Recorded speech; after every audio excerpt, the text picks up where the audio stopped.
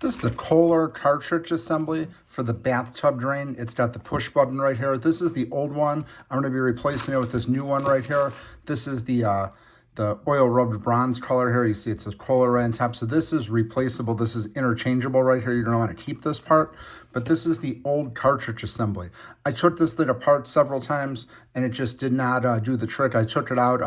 There's a lot of stuff online. You take it apart. You know, pull the springs out a little bit, but it just did not hold the cartridge really good, so I'm going to just be replacing it. But this is what the replacement looks like right here, and it's just a very easy replacement. Basically, you're just going to basically plug and play. You're just going to open it up, put the new top on there, and just going to work. So basically, it just screws on just like this. Goes on nice and easy here, just screws on.